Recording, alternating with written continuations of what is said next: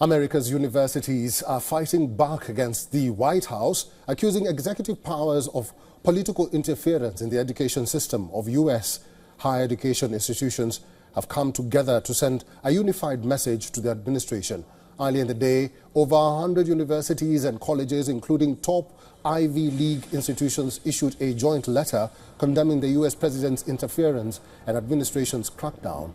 The letter read, and I quote, "We are open to constructive reform and do not oppose legitimate government oversight. However, we must oppose undue government intrusion." Universities released the joint letter hours after Harvard University took legal action against Trump.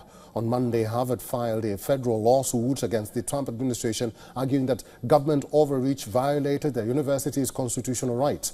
The lawsuit comes days after Trump froze $2.2 billion worth of funds for the top institution and also threatened to remove Harvard's tax-exempt status.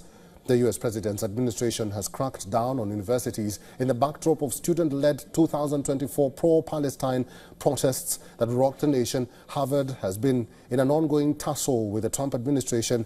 It has rejected a list of demands from the administration, like reforming its curriculum and admissions programs, discontinuing diversity, equity and inclusion practices, and additional policy demands.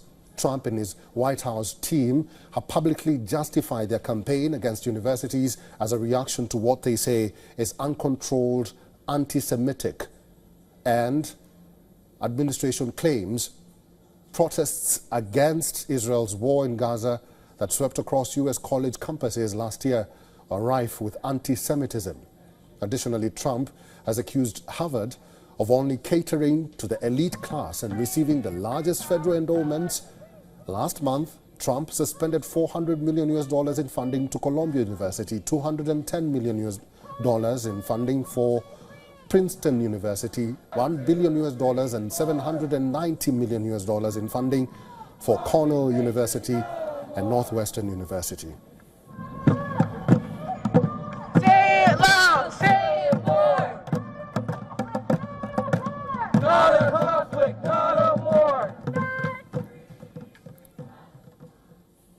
Susan Tehrani is our correspondent in the United States. She is now joining us live from New York. Susan, good to see you. There is this back and forth between universities and notably Harvard University and now Columbia University against Trump.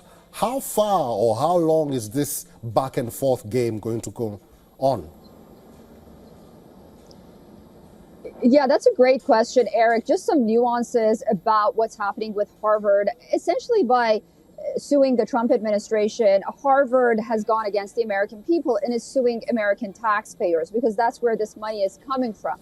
The Trump administration argues that it's fine, you can have your independence, you just don't get tax dollars because there is a clause in the Constitution and a law against discriminating against certain sectors. And at this point, the Trump administration alleges that it's against Jewish students. Now, Harvard has done something very interesting. It's grabbed the headlines by suing the Trump administration. Many analysts believe that doesn't have ground, that it doesn't ultimately want to go to court. But the two lawyers that it's hired are very close to the Trump administration, causing speculation that perhaps Harvard ultimately wants to sit at the negotiating table and have a negotiation with the Trump administration and not take this to court. The problem is, if Harvard would have caved, it would have received the same fate as Columbia.